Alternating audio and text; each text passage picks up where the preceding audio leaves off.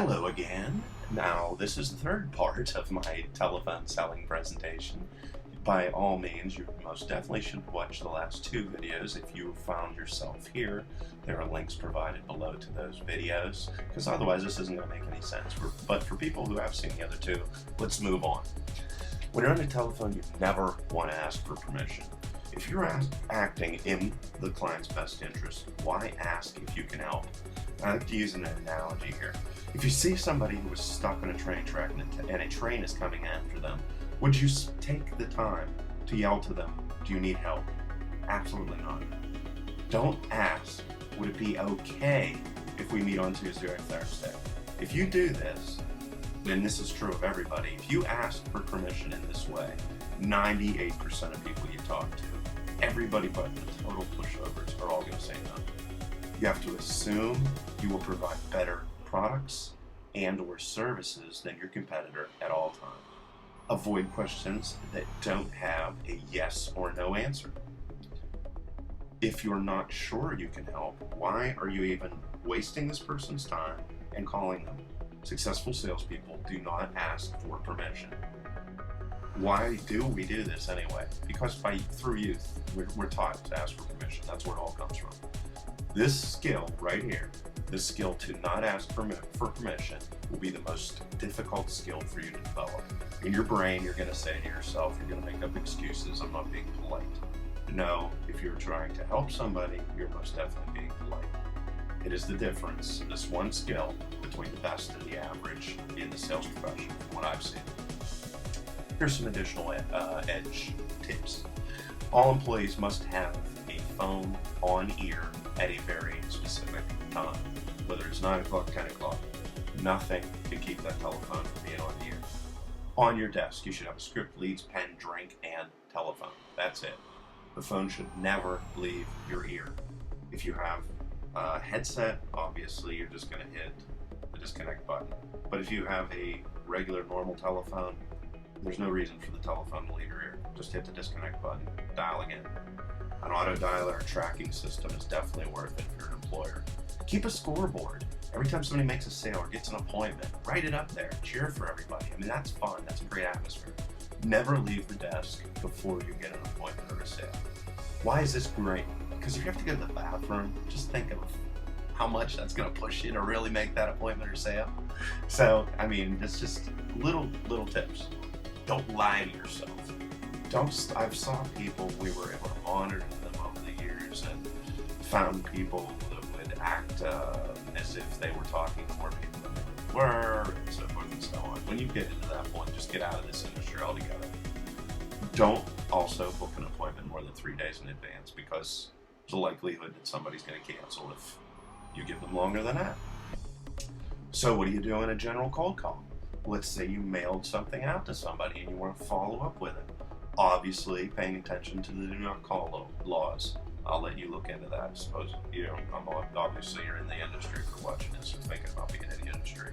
You should always follow those laws and just leave it with that. You would just simply say, "The reason for my call is recently we mailed you some information regarding whatever you sent them. You may have seen that, right?" They say no. Fine, I understand. Well, let me check my information to make sure I'm talking to the right person. Is this Mr. Paul Jones? Again, establish the yes set.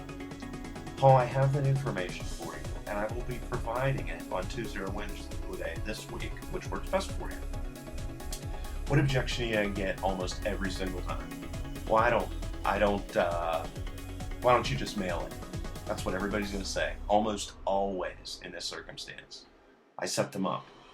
"Well, Paul, I tried that once before. You didn't get it, and I wouldn't want that to happen again." And then you follow up with an either or close, or an NLP, what's called the double bind. Here's some additional scripts. This is from one I use for debt consolidation. "Hello, Bob." "Yes." "Hi, this is Derek Banis from ABC Bank. How are you doing today? Pretty good?" "Yes. We have set up for you to be receiving our new 0% APR no-fee Visa credit card, and I just need to verify your name is Paul Jones, right?" "Yes." "And you live at 123 Main Street, right?" "Yes." "And that's in Pittsburgh, PA, right?" "Yes." It's just a simple yes set. They follow up with, "I'm not interested."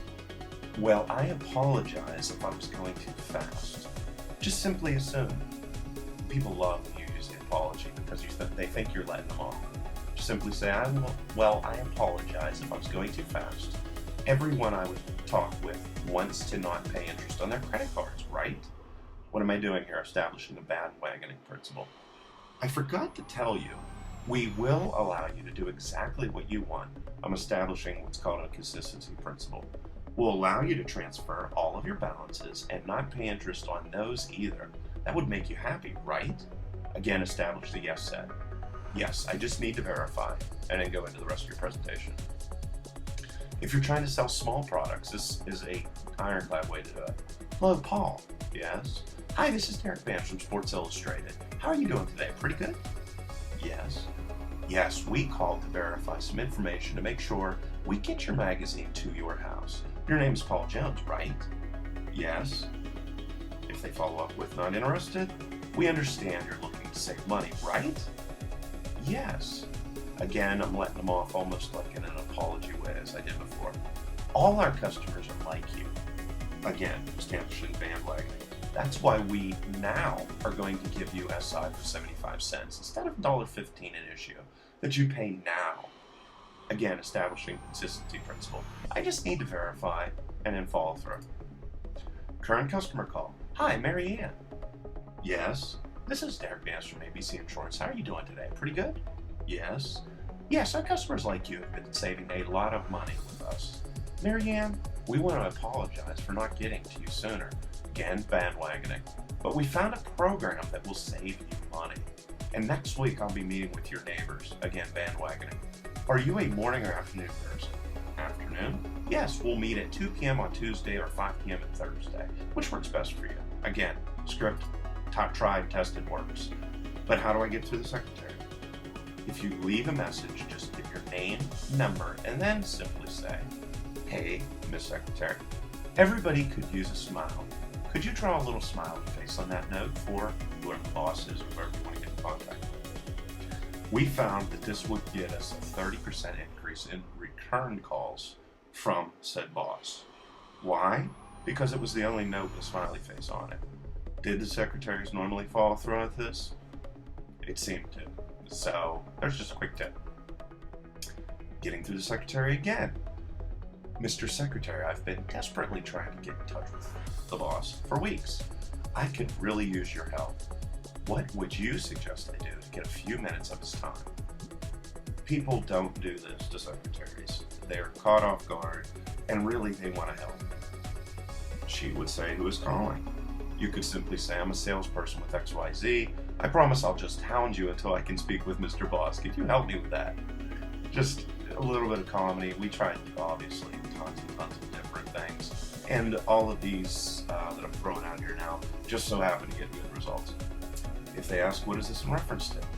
Well, we are putting a personalized brochure for you, and we were wondering what problems you'd like to eliminate in your office, except for salespeople like me. Again, something that we tried and it worked.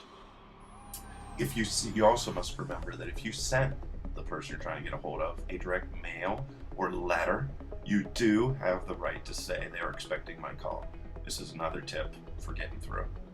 When should you call? Between 7 a.m. and 8 a.m. or from 5:15 p.m. to 7 p.m. gives us best results. Try calling a sub-supervisor, purchase manager, or anyone with any decision-making power at all who's underneath the boss, and then referencing their name. Say something like, hi, Mr. Boss, this is Derek Vance. I was talking to whoever the sub-supervisor is, and I owe you this much. When you call me, I'll fill you in. These are answering student messages. Another one you could use is, hi, Mr. Boss, this is Derek Vance. I was calling, again, sub-supervisor, and you were right. When you call me, I'll bill over. Or, hi, Mr. Boss, this is Derek Vance. I appreciate what you have done. Please give me a call. I'd like to talk with you personally. You would use this last one if you saw a notification in regards to them in a newspaper. And that is basically the presentation on telephone sales. If you have any questions, feel free to comment below. Thanks for your time.